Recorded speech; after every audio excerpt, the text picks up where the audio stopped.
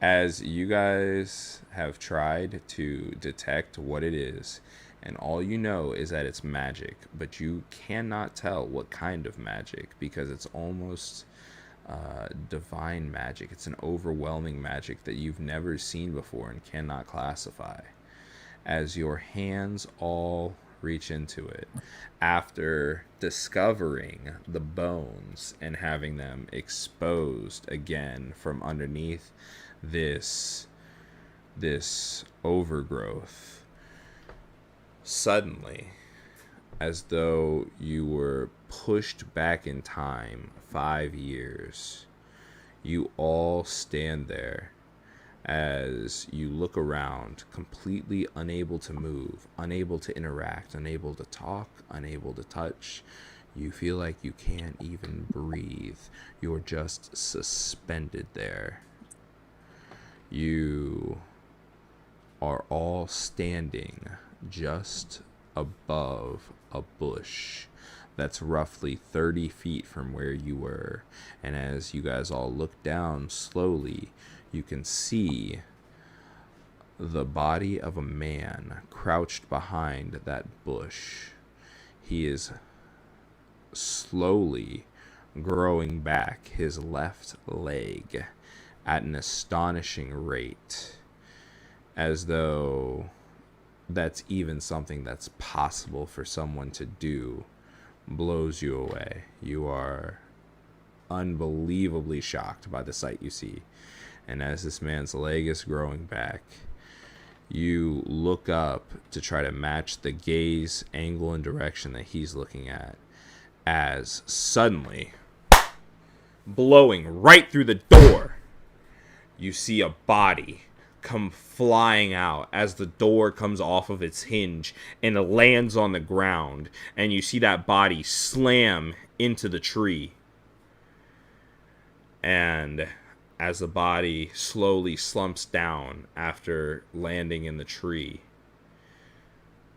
Estoroth and Whis, you recognize that it is your commander, your friend, no more, your family, Judas Iskander, being thrown into the tree. And as you reach out to try to touch him, to try to help him in any way, shape, or form, and as you yell out for it, you find yourselves unable to do either, as you are glued to the position that you are in.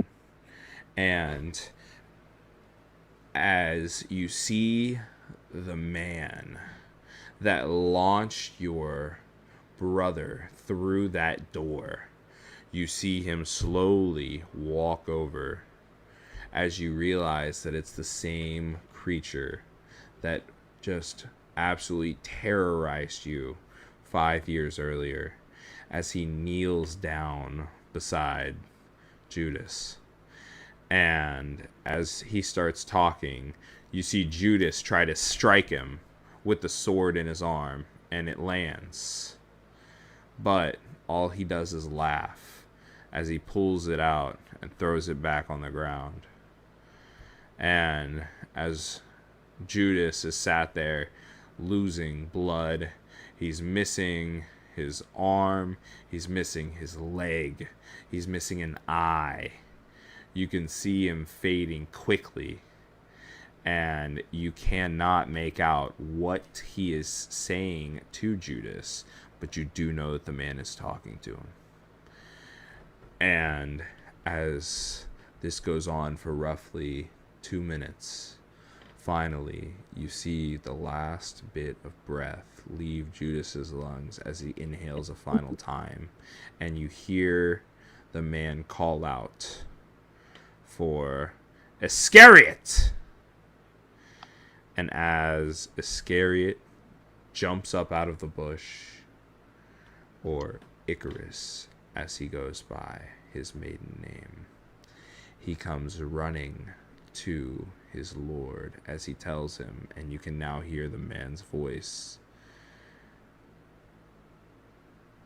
"Yes, my lord." And before he can finish his word, the man kneeled below you, shoots his fist right into the chest of the man that you are being dragged by, and rips the heart directly from his chest while still squirting blood out from between his fingertips and the last few beats of it. And then brings it over top of Judas's mouth as he forces it open.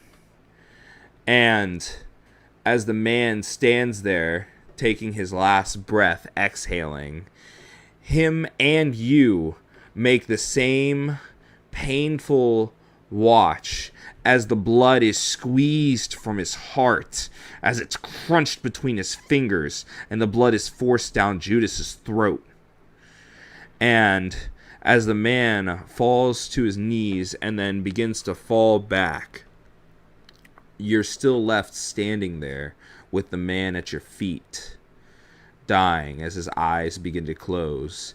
And you see this creature that had previously just demolished you, taking the bits of the heart that are left over and beginning to shove them down Judas's throat in one of the most grotesque scenes that you've ever seen in your life, as he sits there slowly working his mouth while also beating on his chest to continue his heart.